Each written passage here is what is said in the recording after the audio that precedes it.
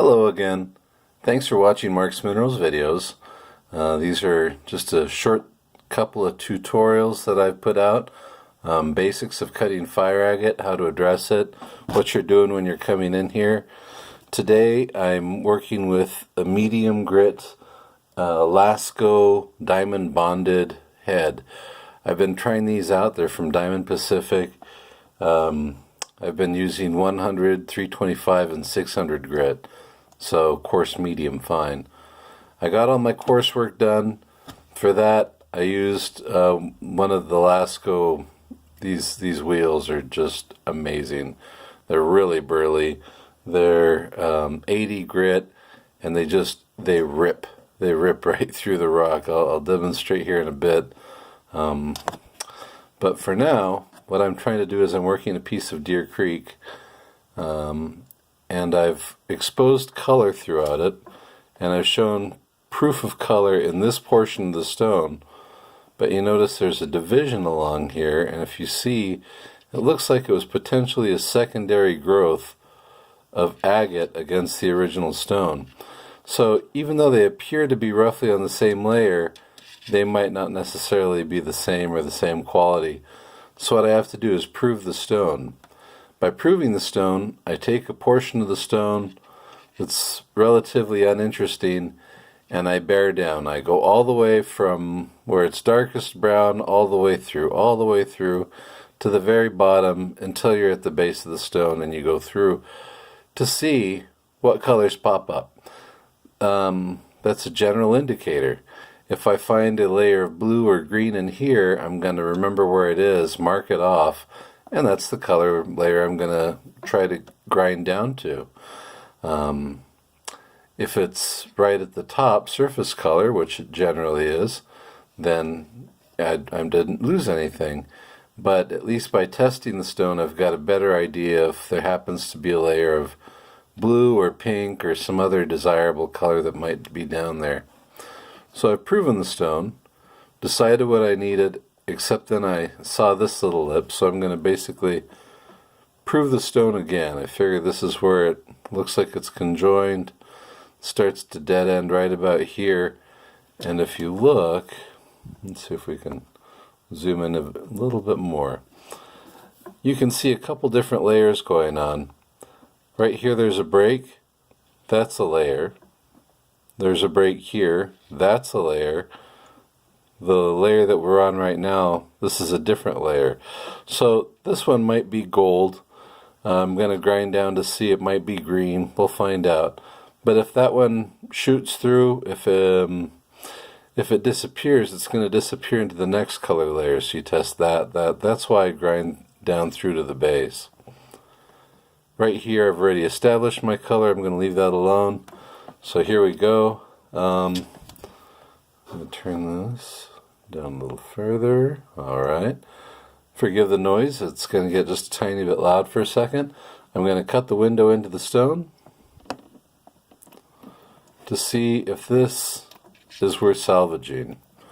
So at this point, you want to be using a lot of water. You want to be using eye protection, ear protection, possibly gloves. Make sure you're being safe. That makes it a lot more fun. Alright. Medium to gentle pressure. Medium speed. And I'm going to want a constant movement. And that constant movement means that the bit isn't resting in any one area too long. Because if it's going to rest in one area too long, you run the risk of burning through to the base of the stone or leaving a deep gouge. I don't want to use a lot of pressure. If you do, it also eats up your bits a lot faster, wears them away and grinds them down faster. So in order to save some money and keep them in good working order, save pressure on your hands, just work it nice and slow. Steady, medium pressure, and be conscientious of the angle on your grinding apparatus. You don't want a really acute or sharp angle, you're going to be leaving big divots in your rock. You want to stay flush with the stone and try to work out those divots as you go, so you can do it as you're cutting, and it's not stuff that you have to salvage or work on when you're doing your sanding and polishing.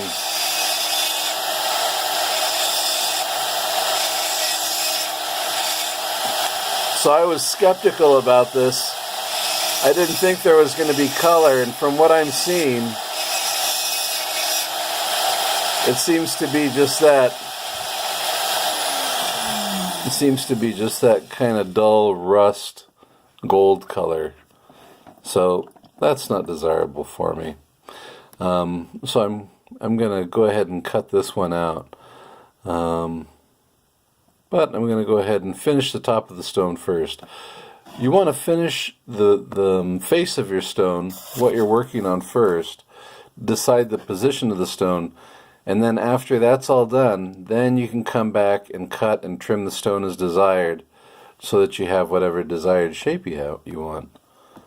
Really quick, I just wanted to demonstrate, because one of the biggest challenges that I have is getting rid of chalcedony, a lot of chalcedony really quickly.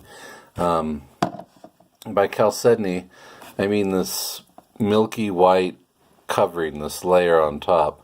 There's a little piece of Slaughter Mountain. You can see it's got color in here. So this is already proven stone. I don't need to worry about that. I just want to get rid of this little lip. It'll make it a lot easier to cut off. So again, here's the Lasco 80 grit diamond bonded. So you can see it's a not through and through, but it's a pretty darn thick layer, and it stays ridiculously sharp. So for heavy grinding, you definitely want to be wearing a mask at this point.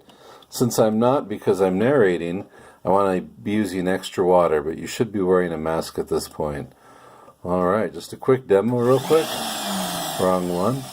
Make sure you're using the right tool. And again, you don't want to use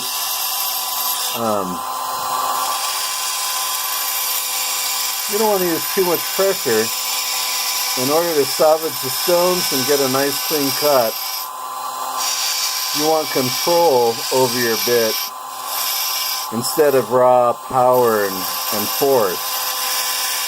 Because if you slip with a sharp bit like this, you're going to grind into some color, and you're going to lose it in no time at all.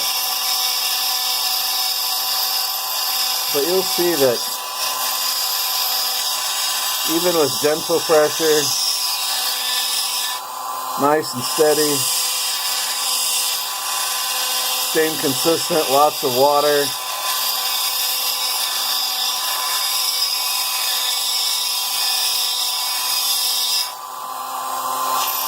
and it's gone. So these things, highly recommended.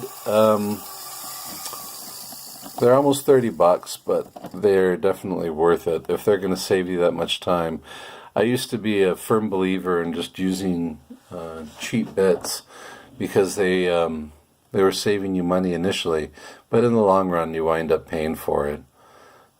So it's my recommendation for today. This is what I'm doing, is windowing the stone, checking, trying to show you the different layers of the fire agate. Here, let me wipe this off real quick. There we go.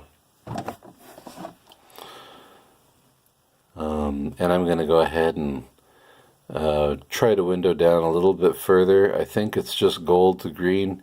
If so, I'm going to cut that lip off, and I'm going to peek underneath to see if it continues to this field of color and see if they match up. You can tell this is a little lip.